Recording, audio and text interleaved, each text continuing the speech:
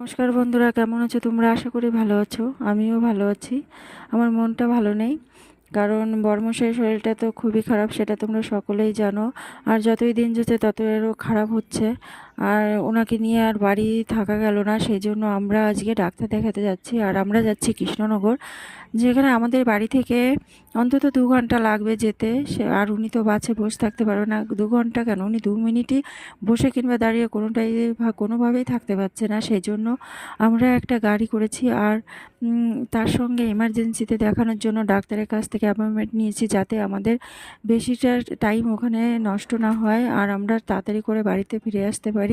আর আমি আজকে 3টের সময়, রাত 3টের সময় উঠেছি। উঠে ওনাকে রেডি করিয়েছি, রান্না করেছি, বাড়িতে মেয়ে আছে।